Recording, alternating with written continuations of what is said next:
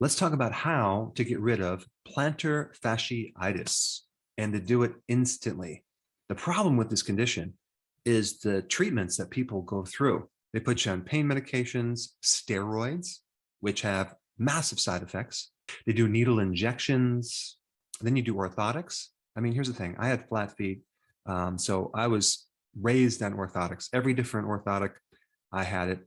It never helped. Let's take a mold of your flat foot, and then so you can walk on your flat foot. And it wasn't until I got rid of my orthotics that I started getting relief in my feet. Then you have splinting at night, holding your foot in a certain position through the night. And there's also botulism toxin injections. And if that doesn't work, we have fasciotomy, which sounds like lobotomy, but it's taking out part of your fascia, okay? So they cut the fascia to release the tension to hopefully get rid of the pain. Well, what about the scar tissue that grows in there? And what about the root cause of fasciitis? Now, I did a video on plantar fasciitis a while ago, and I'm just going to read you a few of the comments on this video, because I taught them a very counterintuitive technique to get rid of pain from plantar fasciitis, and you just have to hear the results. It'll actually blow you away. And then I'm going to show you how to do this technique. All right, check this out. I've tried everything. I'm sitting on my couch crying because I did all the stretches that I taught her, of course, and feel no heel pain now. I can't remember the last time I could walk without hobbling. All right, next one. Unbelievable pain went from a 10 to a 0 next day of doing this. Years of pain. Thank you. Next one. I've had plantar fasciitis for about 3 months. My pain level was about an 8. When I watched this video, I was a little skeptical because it goes against everything I have watched. With nothing to lose, I tried the exercises. My pain has dropped to a 1. All right, here's another one. Like many others, I was skeptical. I watched this and tried the exercises. I've had heel pain for over 10 years. There were days I literally crawled around my house on all fours from not being able to put my feet down. After one of these exercises, my heels feel better. I went from an 8 to a 2. Thank you for going against the trend. How about this one? I did the stretch 10 times while watching your video. My pain vanished. Thank you, Dr. Eric. All right, so I'm going to show you how to do this. Step 1, you have to rate your pain from 0 to 10. 10 being very severe, 0 being no pain. So go ahead and write that down right now, because we're going to re-rate that after this very simple stretch. All right, this is what you need to know. The absolute worst thing you can do is to stretch the fascia, okay? Like in stretching your calves. This is what everyone does. This is how they do the splints. They do it in this stretch where your foot is going upwards. I mean, think about it. Here you have this inflamed fascia, which is this connective tissue underneath your foot, right? It's inflamed. Why would you ever want to stretch it more? There's already probably micro trauma going on. And if we're going to stretch it more, we're just going to re-injure it. You never want to stretch with your foot going up, like you're stretching the calf, when you have plantar fasciitis. What you want to do is you want to stretch the opposite muscles. And I'm going to explain why in a minute. Now, there's a couple ways you can do this. What I recommend to start out with is just sit with your foot crossed, okay? You're sitting down, just cross your foot and grab your toes, okay? And stretch your foot going downward, okay? So in other words, you're not stretching your calf, you're stretching the muscles on the front part of your shin. That muscle is called the anterior tibialis. So you're stretching your foot down, okay? You're going to stretch it, relax it, stretch it, relax it, stretch it, relax it. Just do that 10 times right now.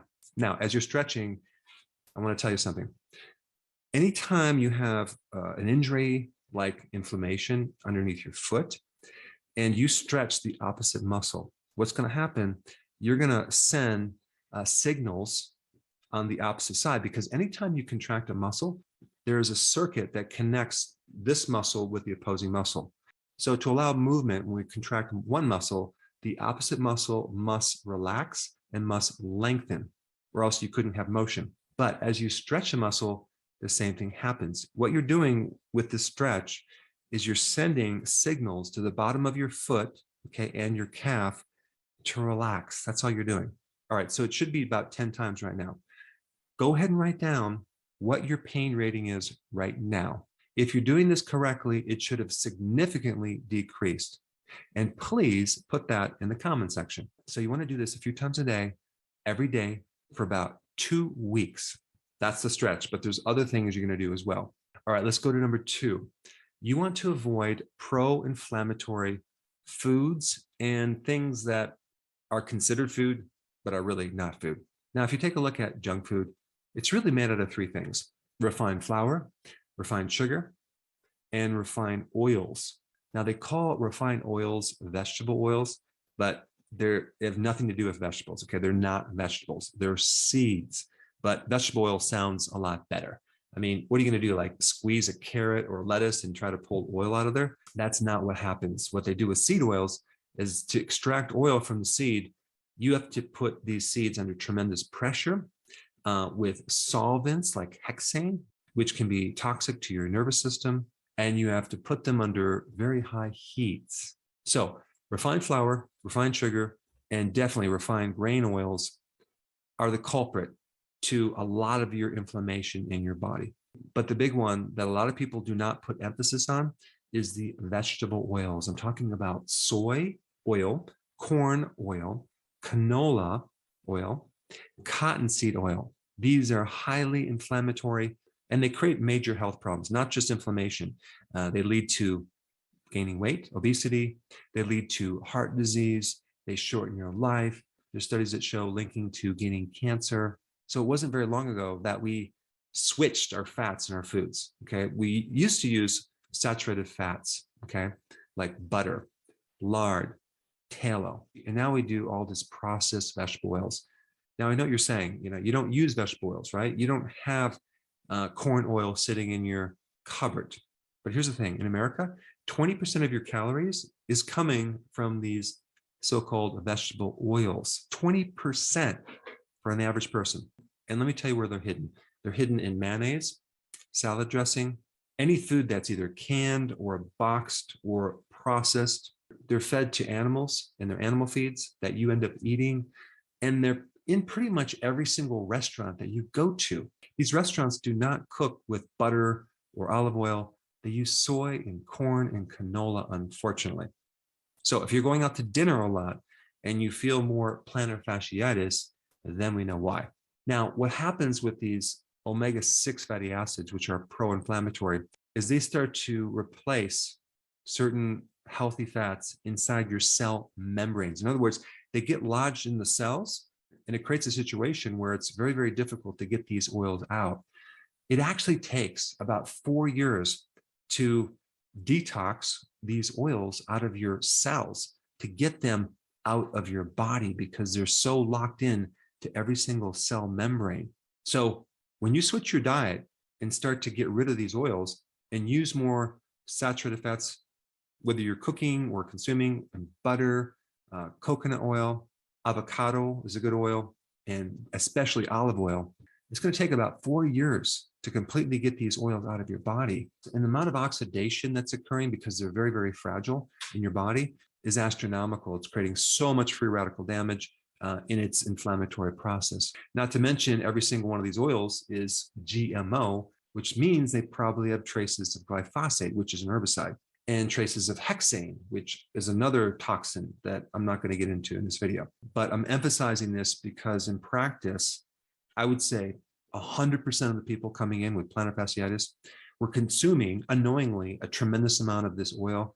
And as soon as we made the switch and switched these fats, there was significant improvement, not just in inflammation, but in all sorts of health-related issues. All right, the next thing you could do for some quick relief is start taking vitamin D3 if it's the winter.